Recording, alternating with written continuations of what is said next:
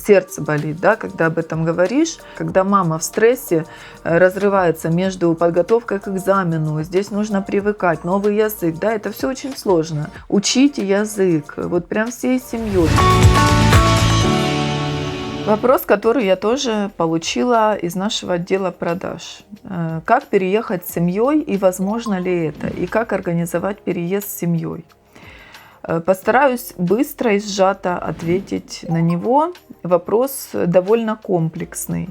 Переезд с семьей возможен. И нужно планировать сразу переезд с семьей. Что значит сразу? Если один член семьи, который будет переезжать для трудоустройства по программе трудовой миграции, уже сегодня учит немецкий язык и готовится к этому, подумайте, пожалуйста, о том, что ваши близкие, которые будут впоследствии к вам переезжать, они тоже должны быть подготовлены к этому моменту.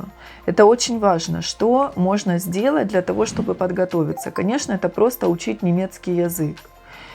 Если есть возможность у частного преподавателя или записаться на какие-то курсы, супругу или супруге для того, чтобы получить визу на воссоединение семьи, достаточно уровня А1. Детям никакого экзамена не нужно. Они, как несовершеннолетние, могут сопровождать родителей, то есть сертификата не нужно. Но это документально, да, это официальное требование. Сами вы, я думаю, прекрасно понимаете, что если вы будете не подготовлены, да, и планируете интегрироваться, чем выше уровень немецкого, тем проще будет интегрироваться и привыкать всем. Тем меньше будет, возможно, каких-то в семье конфликтных ситуаций.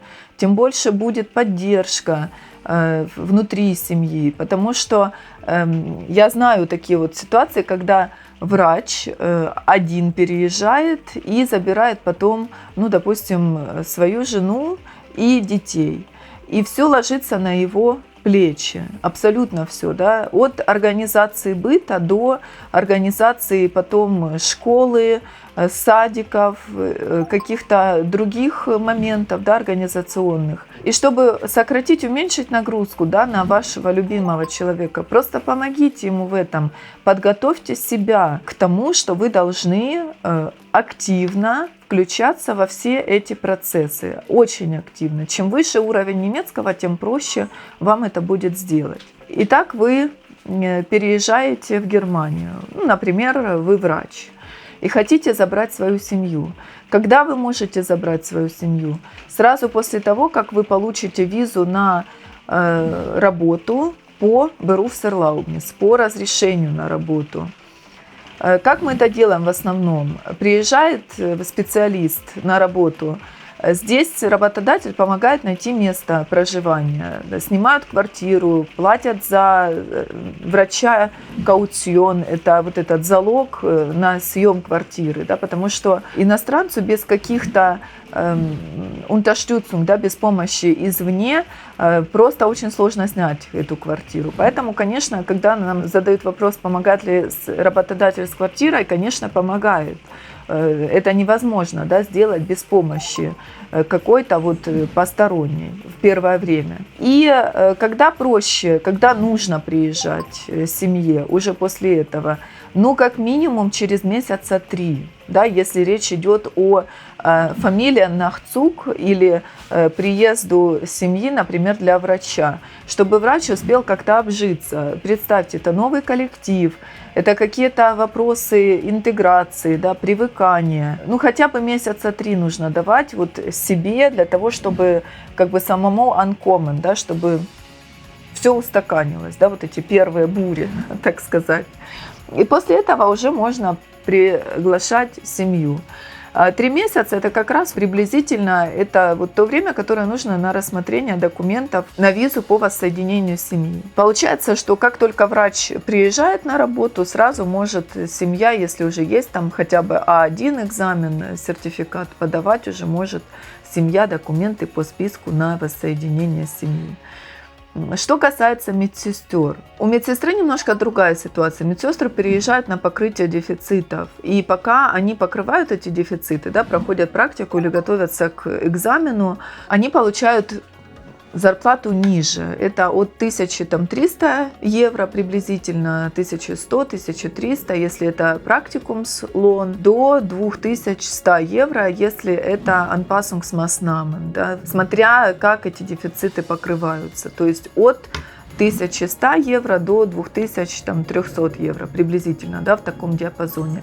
После покрытия дефицитов эта зарплата увеличится до 3000 евро, немножко выше.